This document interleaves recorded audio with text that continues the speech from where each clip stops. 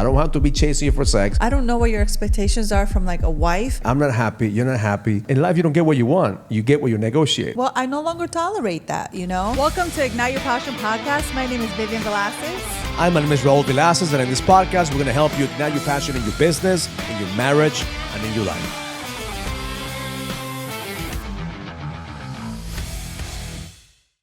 Welcome to Ignite Your Passion podcast. My name is Vivian Villacis. My name is Raul Villacis, and we're here in this podcast to bring you value on relationships, on your business, and most important, how to become a power couple. So that's right. First podcast of the year. You excited? Yes, I'm excited. New Year's, you know, like it brings that new energy of like things that you want to get done. And I know like I had a lot of conversations with a lot of my queens. And we want to bring some insights. We want to bring some awareness of like, I don't believe in New Year's resolutions. I know that you don't, that you do your own thing, like 100 days at a time. And I think, you know, I had a really great conversation with my kids and just want to bring some awareness to that stuff because I know like we're in the New Year's, we want to bring that new energy, and energy is everything to me. And I feel like, okay, we could tap into a lot of that that's happening right now, but how do we make it ours? See, I love the first week of the brand new year because everybody's so positive. Everybody has this energy like new version of me, new year, new me. Yeah. And you go to the gym and everybody's there. It's packed, right? My God, my daughter is suffering right now. So she's been going to the gym for like a really long time. And now that she's like, Mom, there's so many people in the gym, I can't take this. Like, there's not even one machine that's available for me to do my exercises. I'm like, babe, trust me. Give it like another 3 weeks. One more week. Not even Really? 2 weeks. One more week. The second week or the third week of the year, that's when most people give up on the resolution. Well, statistics show from what we looked at was like I think February, they said 80 to 90% of people stop doing their New Year's resolution. 80 to 90% of people stop. You know? So here's the problem that I have with resolutions. Like, it is way too long for you to set your goals for a whole year and expect things to change right away. So that's where most people fail in setting up their goals because it's so far away that they're so good at creating a vision. They're so good at creating that pool, right? I did a training this week with my guys. I said like, everybody's so good at creating that vision of what I want, what I want to accomplish. But where rubber meets the road is, do you have the push? Do you have the discipline? Do you have the desire, you know, to wake up in the morning when it's cold outside, to do the things that you need to do? So that's the push. Yeah. If you're not willing to push yourself, none of the things that you're asking life to become are going to happen. Yeah. And I think also too, like, you know, from having conversations with my queens, it's unrealistic expectations, unrealistic like goals that we set ourselves up for. It has to do with like maybe like husband and wife, you guys are having a conversation of like, well, you want to teamwork and do something. But then I always come back, I'm like, what do you want? What feels right to you? Because I think a lot of the times we take away like the feeling of it. It's like if it feels good to you, then that's going to give you the discipline and the consistency to continue to do what feels right to you. So for me, all the time, it's like checking in on like what makes me feel like the queen. What would the queen do? What's the mentality that she needs for me to set those realistic goals? Because sometimes I put stuff on paper that's like, yes, it scares me, and I know we're trying to challenge and push ourselves, and that's really great. But if it's not realistic to me, then it's going to be so far-fetched that it's not going to get done. So the first thing to do is really get some realistic outcomes. Yes, for sure. Set yourself up for success as opposed to setting yourself for failure. So one of the things that Vivian and I do is, and we did this, this was the first time that we actually gone away for New Year's. That every single holiday we stayed home because we have a big family. But this New Year's, we went to Mexico. It was just the four of us. And I think that's going to be a new tradition just for us to get away from the madness, from the chaos. Because what we did is we actually took time. The first day we were there, we reviewed the entire year. We asked around our kids and said, what was the highlight of the year? What can you think about? We look back at 2024. What can you be grateful for? What are some of the things that you could say you've accomplished? Yes, and what we usually do as a couple is we go away the first, like after the January, after the holidays. That's what we've done in the past. Like we take time, you and I, we get our calendars, we get our journals, and then we sit down together and we start really like setting the intention of like, mapping out. What do we want this year to look like? And for me, sometimes it's like, it's too much to do it for a year, but we do it for at least the first quarter or the first 3 months. The first 100 days. Or you I think 100 that's days? that's the key. When we Yeah. sit down with Yeah.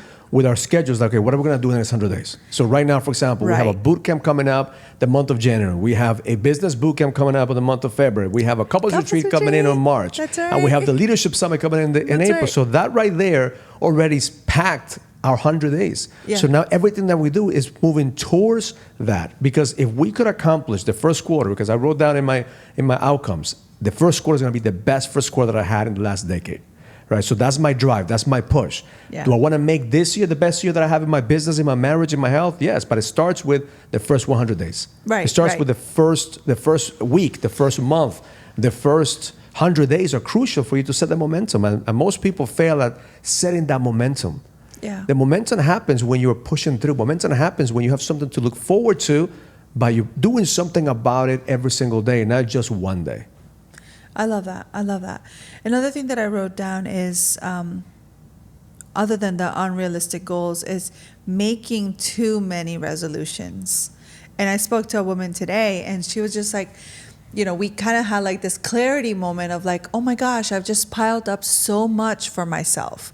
And I know like for men and women are different, especially for like high level entrepreneurs like you probably like could take on and pile on so many things.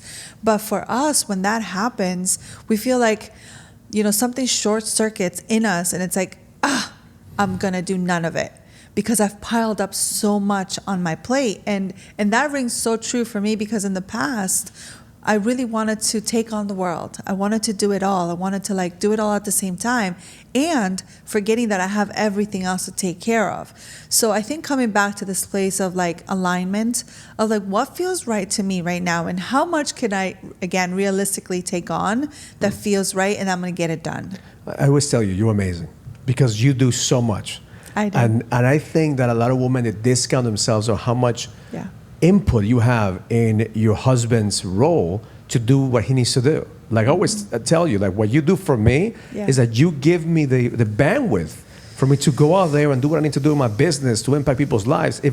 Imagine if I had to worry about every little thing that happens at home with the kids, with the house, with everything else. You take care of all the things that gives me the opportunity for me to do what I do. And I think a lot of women discount themselves because they might be stay-at-home wives, or they might be taking care of the kids, and they think that role is not enough. But I always come back to you and tell you, you're amazing, because I wouldn't be able to do that. If we trade roles, I would go crazy, take care of the kids, take care of the house, take care of all the things. And now that you're in this stage of our kids are gonna go to college, and by next year we're gonna be empty nesters, like your identity is not just based on the house and the family. You have your own journey, you have your own purpose, you have your own passion. So now that I'm excited to see how that role, how you implementing the things that you've done at the house, implementing that in your business with your coaching clients. And I think that's where a lot of couples fail at creating resolutions. Is not just about me or just about you. It's about how can we combine forces. How what you do complements what I do, and what I do complements what you do, because ultimately what we want to do is create an ecosystem, our family, where our kids could see you, could see me as an example of how they have healthy relationships without all the chaos, right? It's not going to be easy. Right. We're going to have hardships. We're going to have challenges. But chaos is a choice. If you get stuck in that chaos, the same thing, like if you get stuck in this energy of like, doing, you have to come back and like check in, because I think that's really beautiful what you said. It's like, how do you complement, how do you implement these things for each other? And that's the part that we forget, because I feel like when, if we want to be this power couple, if we want to embody that part of us, it's like we got to help each other. And sometimes we forget because we're just so focused on like the I consciousness, like I got to take care of this for me, which is good. And if you're in a relationship, that's the dance, of like coming back to that place. But you have to take care of you before you could take care of me. I have to take care of me before I could take care of you. Yes. That is not selfish. That is necessary. Because if I'm weak and I'm trying to take care of you, then you're going to trigger me and we're going to go to war.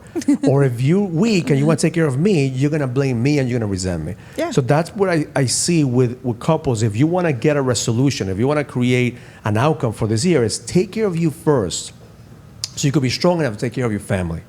I agree. And that's not selfish. That's just smart. That's just necessary. That's like maintenance. you do the gotta minimum take that care you of have to do you. in order for you to take care of yourself. Yeah, Like for example, yeah. we went to Mexico. Every day I got up, I had the same routine. Every day I got up, it was the same thing. So I take care of myself. Like, yes, you wanted to do so many other things, but I couldn't do those things unless You did yours first. I did my protocol. Right. I have a protocol to get my mind right, to get my health right, to get my mindset right. So then I could do whatever it is that you want to do. Yeah, I agree. And then there is no blame, there is no Yeah. resentment because we've learned that in order for us to do what we do, we gotta take care of each other first, and then we could take care of everyone else. 100%. So one of the things that I loved when Abigail was helping me look at these things, and she was saying like how when you start the new year, you think of like a new year, new me. But then that in itself has this energy of being drained because it's like you got to start all over again. And I was thinking about that. I'm like, it just makes so much sense because you're still you. Like you haven't gone anywhere. You're just the same person. But you got to continue to work on yourself, but it doesn't mean that you need to start all over again. And I think, us talking about relationships, which we always focus on relationships because that's our greatest teachers. It's like, how do we continue to build from where you are to continue to move forward in life and the things that you do? And I think that's something like, I don't know, maybe like even in the past, like I've failed because it's like I want to erase that part and like let's start all over again because it's something new, a new resolution. And I think maybe that's why the numbers are so high, whether it's with divorce rate or the New Year's resolution rate, like it goes so high because you fail so quickly because you give up. You have nothing more than just like me. So we're coaching a couple that this year is going to be the 1 year anniversary that we've been coaching them, right? And they're going through a challenge. At the beginning of the year, they were excited about where they were going. Actually, they were in a really good place. Oh, yeah. So what happens is that because they get to a really good place, they drop the ball, they stop doing the things that they were supposed to do, and now they have to get back on track. So I was talking to the husband, and he was telling me, Raul, I feel depleted, I feel weak, like I feel like I'm failing. Yeah. I said, the worst place to be is to feel that you're failing. I said, are you the same person you were a year ago? I said, no. Okay, you have different challenges. So where we need to improve and where I failed in the past is I looked at the outside as confirmation of me growing.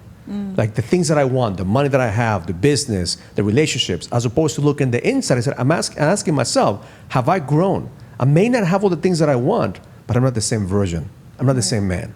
So if you look at your growth, ask yourself, are you handling the challenges that you're having right now from a different perspective? Because if you're doing the same thing, expect different results, that's just insanity. Right. But if you're a different version of yourself, you're a different man, then you may have the same problem, but you're gonna handle it from a different perspective.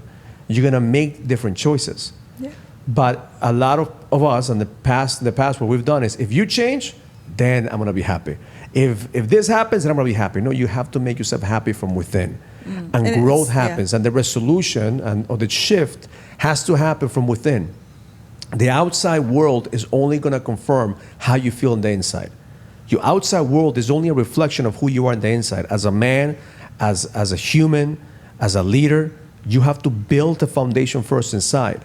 So if you want to have more discipline, how do I create more discipline on myself? How do I not break any promises that I made to myself first? Before I start making promises to everybody else, can you keep your own promises? That's what I always tell my guys. Your word is your reputation. If you say something, do it. Because if you break your word, if you break your promises, first, you're not going to trust yourself. Second, your wife is not going to trust you. Then third, your clients and your team are going to trust you. So then what do you have? It's like the Scarface movie. I love his quote. The only thing I have in this world is my word and my balls. And you're not going to break none of them. That's funny. Wow, that just, speaks so much volumes of like how we could, as a couples, like go back and like, maybe there's so many places where you did go back on your word, or you didn't keep your promises, or you didn't keep your words. So then it puts us in a situation where it's like, it doesn't feel right. There's parts of us that you need to go back and heal from. Not that I want to go back and heal like all these things, because as you say that, a lot of things like will come up, and we've done the healing process and we're in a really good place, but there's still things that show up, right? So it's like, how do you continue to be a man in your word? It's like, have this action plan and talk and like say these things out loud. Like if you were to say that to me, continuously and bring that forward, bring that energy forward, I would definitely trust you, because I know that there's certainty in the things that you say and the things that you're going to do. But if you don't voice that, if you don't say those things to me, that's like, well, I'm not going to trust you because I don't know where this relationship is going. But you know when everything changed, Vivian, is when I began to stop being the pleaser and try to be perfect and try to please everyone. Because that's what I see. I just did a video this past week about how nice men finish last. It's just that mentality of it, whatever you want, honey, whatever you want. So then I'm betraying myself. I'm having you trying to change me, and that doesn't work. We created a couples retreat coming up in March. It's going to be in a beautiful destination, and it's been created to find ways to communicate better, to find ways to create a better vision together. Here's the reality. Your relationship is a reflection of your leadership. So that's why we created this Power Couple Retreat, to be able to be around power couples that are thinking bigger, that are playing bigger, and most important, we want to create a bigger impact. So make sure you check out this couples retreat, and I can't wait to share the stage with this beautiful women, because I know without a shadow of a doubt that the best is yet to come. And again, it always goes back to relationships, right? Because, okay, so now you've been running that pattern of being the Mr. Nice Guy for all this time. And now maybe your resolution or your new energy is like, you know what, I'm going to take my balls back and I'm going to tell you and I'm going to fight for it. But then all of a sudden you've been being the Mr. Nice Guy and letting everything just, whatever you say, honey, whatever you say, honey. All of a sudden, when you take that away from me, it's kind of like, whoa, wait a minute. I've been doing and saying whatever I want. All of a sudden, like, you want to fight for what and why? And that confrontation, like, we're going back again to like what we're talking about the client, right? That confrontation is neither good nor bad, but it's feedback. It's needed because it's like, okay, now we're really going to fight for something that's necessary. Now it's going to bring back this polarity of like, you've just been saying yes. You've been like a yes, ma'am this whole time. Now we're going to fight for something. Now we have this energy, right? And I remember, I don't know, one of our coaches, mentors, they said like, even like, oh, it was Donnie Epstein. Even the energy of anger, of like being just like mad, it's energy. Like it brings energy back to the body. So it's good because now you're willing to harness that energy, not to use each other as a punching bag, but use that like, okay, how do we fight for this that's in front of us? That maybe we haven't fought for before.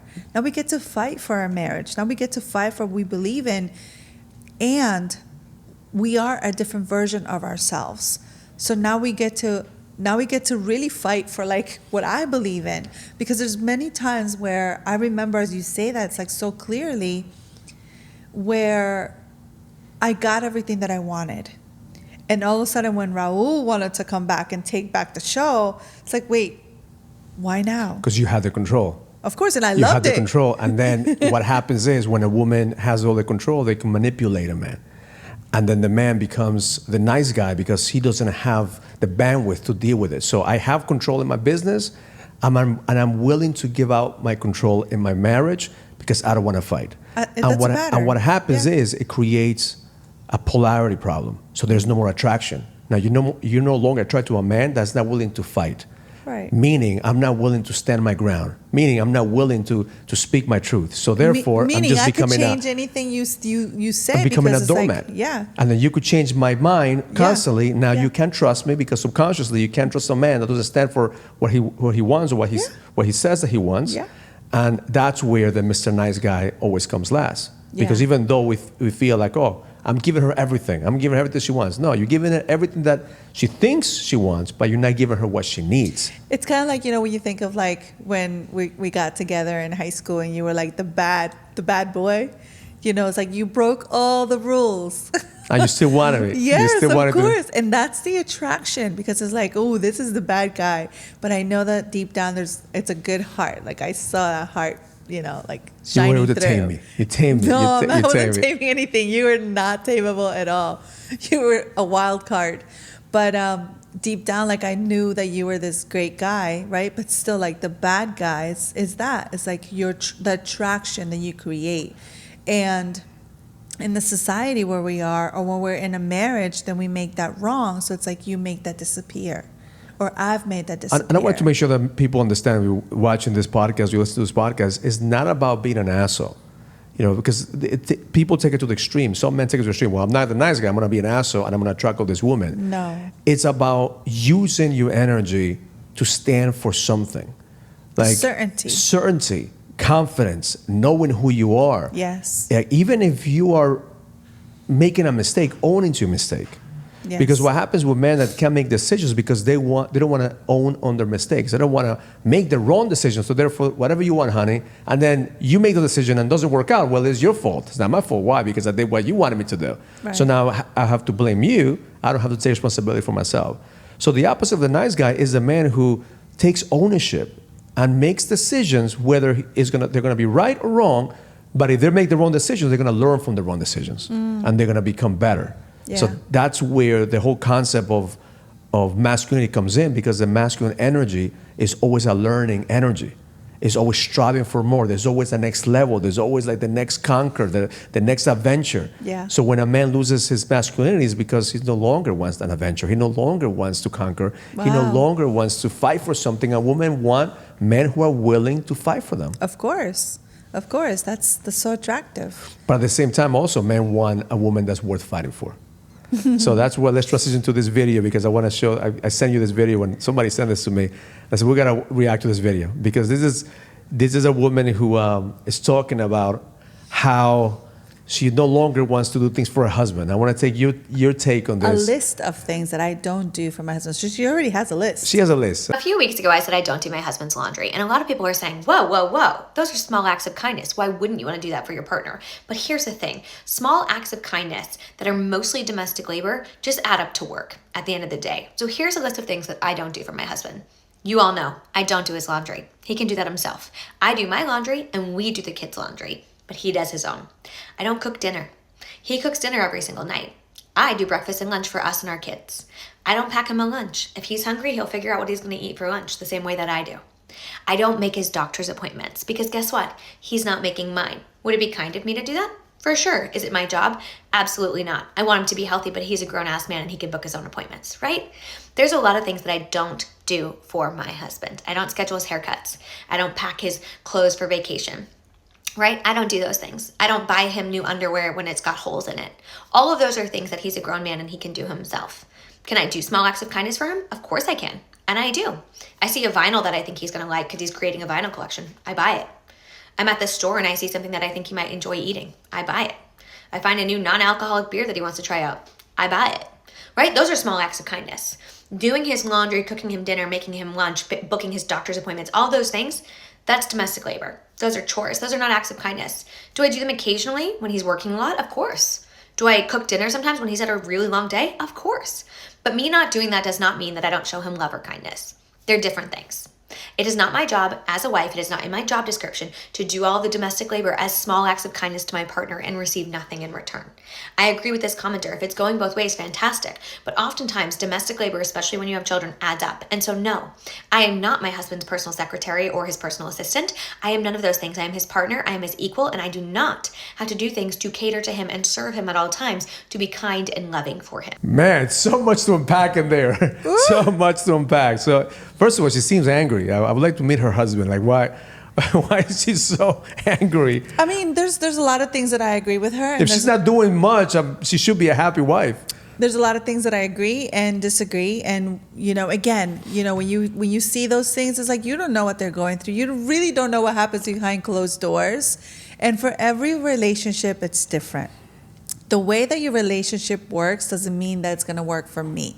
The way that it's worked for us, it's been through trial and error, I would say, things that have shifted, different versions of me. And sometimes I see women like that. It's like, well, what had to happen for her to draw that line and say well, I no longer tolerate that, So first, what comes to me is also like, okay, what does the husband do, right? Is the husband providing for her? Is she the breadwinner? Like, if it sounds to me that she might be the one bringing in the money at home. So, of course, if she's working, she has the kids, and she has all the right. I'm not going to do. You need to do that stuff for the house.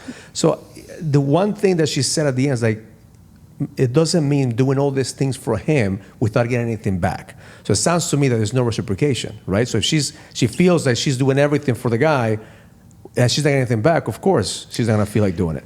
I just, I feel us personally, when I felt like that for a while, right? And then it was because this miscommunication, and when women don't feel appreciated of all the things that I'm doing, it's like, well, what am I doing all this for? And not that I want to get this acknowledgement and the praise, but we need appreciation.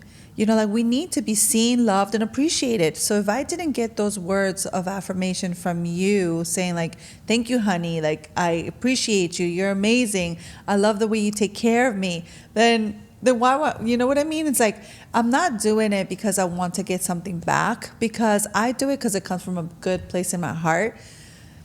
It sounds to me when you're doing something to get something in return and you don't get and that's when the problem starts. And that thing also comes down to, what was the communication like at the beginning before they got married, right? What were the expectations? Because I remember you and we had this conversation. Oh, yes. And I said, I'm not looking to marry a mother. Like, I'm not looking for a mother, because I know that I came from a background where my mother took care of me. My mother did all my laundry. My mother did everything, right? She did too much. So then when you... We're not going to go there. When you were in the picture, my mother kept on saying, hey, does she cook? Does she clean? Does she do this thing? I said, no, probably not. And the reality was, I didn't care. I wanted to be with you. But now we got married, and there were roles, right? So roles. So as a society, we need roles. So when you're working, I was working at the beginning, didn't matter who cooked. I mean, we ate out, we cooked, you cooked, I cooked. That didn't matter, because we were at the beginning stages building, right? But then I also told you when we got married, I said, I don't like to cook. There are people that love to cook, that thrive in it. And I was very clear to you. I was like, hey, listen, like, I don't know what your expectations are from like a wife, but I don't like to cook. So I got that when you burned the popcorn the first week in a new apartment. I burned everything. You burned the popcorn, and then you started learning how to do shrimp scampi. I burned everything. And we had shrimp scampi for a whole month. I know. And I gained like 30 pounds. So I was okay. And I was honest with you, right? So it's like that honesty of it. Yeah. And I want to say, like, we shift. We go through different versions of it. But if you are in a relationship, we have been in a long-term relationship for 25 years.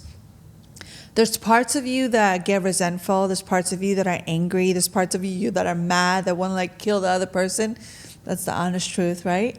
Like, we've all felt that.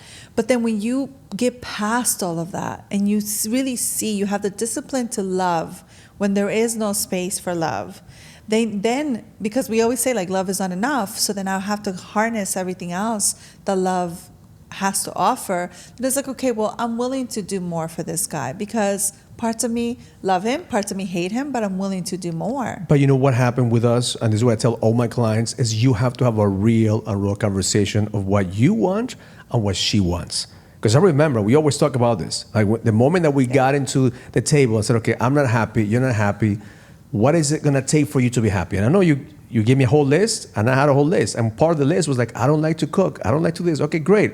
Who do I have to become in order for me to make sure that you don't have to do all those things, but at the same time, here's what I want. I don't want to have to beg for sex. I don't have to be chasing you for sex. I don't want to have to use sex as a manipulation tactic. So then we were clear. Sex was that's like why I want to know who the guy is, because if he's not doing nothing for him, what is he's doing for her, and what are the agreements? Because all about agreements. I always tell my son, in life you don't get what you want, you get what you negotiate. So in marriage, there's also negotiation. Okay, you're not going to cook, you're not going to clean. Okay, I got you. I could have cleaning service, I could have a chef at the house, but how are you going to fulfill my needs? Now, there's only a one-way street, then there's a problem. But if it's a combination, and there's conversations, and you talk about it, and then you come to an agreement, it works. But at the end of the day, it's not going to work for everyone. Not a lot of men are willing to have chefs and cleaning services. I mean, you can't always have in that. the building stages, it's all about doing everything that needs to happen to build the foundation. And then there's also like stages of love, right? Like, you're in the stage 1 where you're just like taking. Probably stage 2 where it's like, okay, we could compromise and we could give and take. And on the third stage is like, I'm just going to give you everything that I have because I love you. And I just want to make your life so much easier. And that place for me kind of clicked when I started to really work on myself and take care of myself. And there was this place of like self-love and self-adoration where it's like, wow, I love myself so much that I'm overflowing with love that I could actually give to you. And I got to read Proverbs 31, how that wife conducted herself. And when I read that, I was like, holy shit, she is doing so much. I have this big shoes to fill. And, you know, in that passage of the Proverbs 31 wife, there was no name. You know, like all of us could plug in our name and like we could be that wife, that noble wife that I wanted to be. So it wasn't from like, what does the world say? What does my husband say? What does my mother-in-law says? What does says. my mom says? Yeah. Or what does God say that I need to be as a wife? And granted, I can't be all those things, but I'm striving for it. And if you don't know Proverbs 31, like go read it and see the things that make you angry and kind of like, well, why is she doing all those things? That's the gut check where for me was like, well, maybe I have to be doing those things. And this is where some women need to hear this, because the reason that their man is not stepping up is because they're not willing to do what a Proverbs 31 woman is willing to do, which is in the book, it talks about you gotta be willing to serve. Yes. You gotta be willing to serve, to give love. If you want to receive love, give love. When I hear that from you, when I see you, like, I want to level up. I want to become a better man. So what that does to a man is allows us to grow and expand if the communication is there, if there is a way that you could communicate what you want and what she wants. And at the end of the day, we're in this together. So it's not about you doing something for me or me doing something for you. It's about how do we complement each other and grow together. And the more that I do for you, if you're in a healthy relationship, you want to reciprocate that love. That's just the way that it works. And that's the part that's contagious about healthy power couples. Surrounding yourself with them, you'll see that. That's the pattern that they have. It's like, I'm going to do so much more for you, and then you're just so contagious that you want to like you want to fill up the cup because your cup is full. Yeah. So that's the whole thing. Your cup is full, so you're willing to pour into somebody else. Yes. So let's make that a resolution. Fill up your cup. Take care of yourself. And make sure you take care of your husband, all right? Cook and clean and do all these things. I'm going to get a lot of hate. No. A lot of hate in there. I'm not saying Make sure you know how to cook, you know how to clean. Men, don't take shit from your wife. I am not saying that. We're saying fill up your own cup. Like whatever makes you happy, whatever makes you feel fulfilled and nourished and taken care of. So you're so overflowing that you're willing to give that to your man. And vice versa, because if you feel that, then you're going to give me, and you do. Like, you're so good at that. We're kind of like always like out doing stuff. And I know this year you started really good, like picking up finally like stuff that you leave on the ground.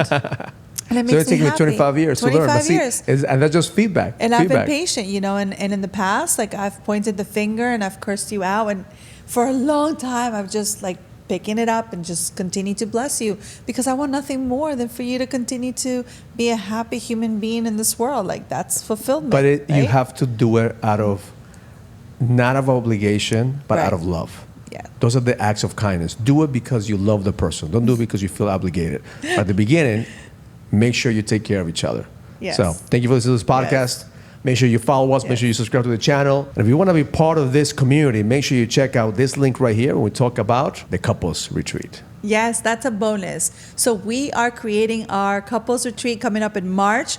And if you want to be part of it, welcome to join us. There's so much good things coming up for us. And just love to have you there if you're called. We're going to put the link somewhere in this podcast, so make sure that you click in there and follow us. If you like this podcast, make sure you check out the previous episodes here. And don't forget to subscribe. Because the best is yet to come.